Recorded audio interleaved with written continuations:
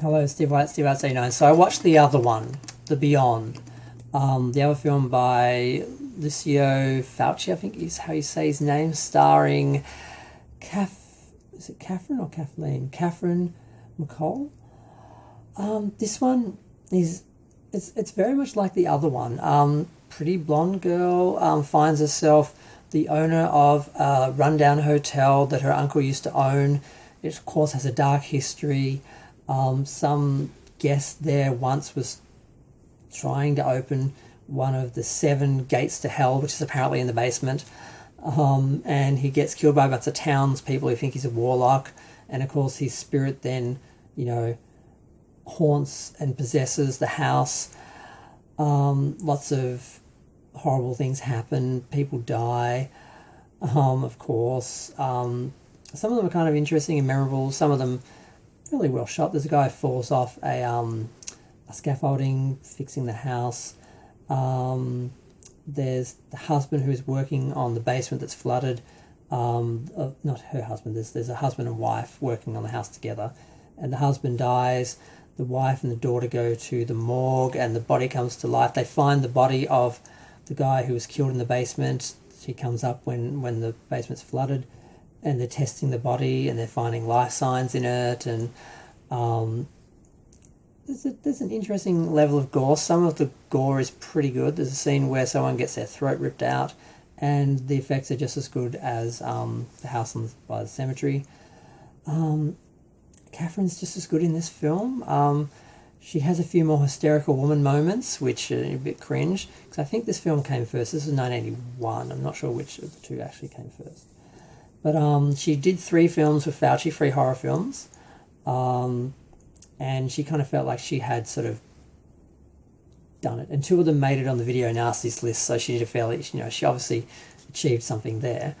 But yeah, it's kind of a weird film. This is one of those films, again, I got it on Blu-ray. I don't know if I mentioned the other one was on Blu-ray as well. And I wasn't sure of the print because it's so clear and bright. It looks like it was shot in warm yellow sunlight yesterday. It looks so good. But I think they've cleaned it up too much, and they've forgotten to put in the filters and the timing and that would have given it some atmosphere.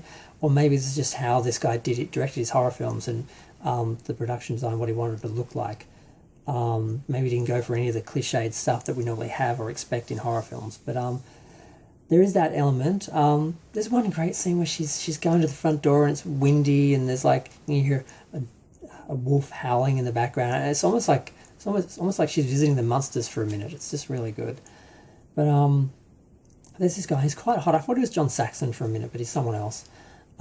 He's helping her out with this.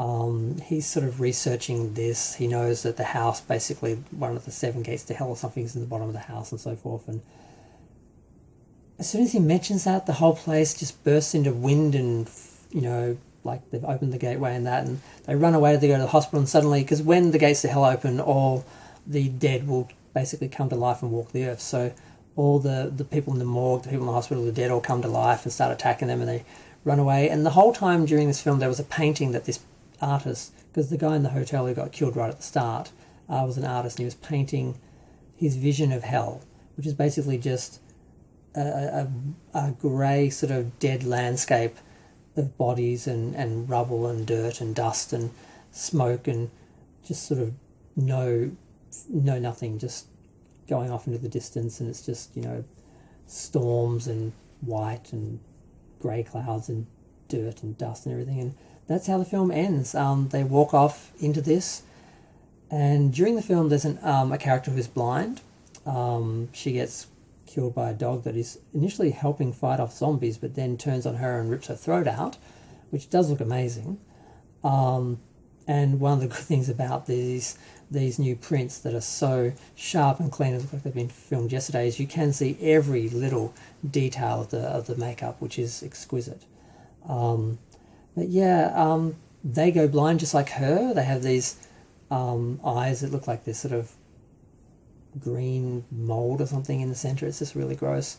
And they walk off into this desolate sort of wasteland, and then they go blind, and then they're just standing there, and then they disappear. And it's like,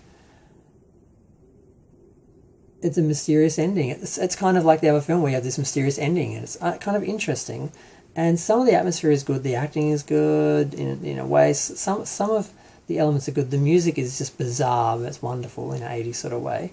But I still feel like there's some atmosphere missing through the colour in the film, and that's something a bit off there. I don't know if it's how the print was remastered. A lot of those people, these experts, remaster old prints and ruin them by taking them back to the film without any of the elements added by the artist. But both films have, you know, mystery endings and quite cynical and dark, and great effects, and they're interesting. I'm glad I have them. I'm going to keep them. I might watch them again, but yeah.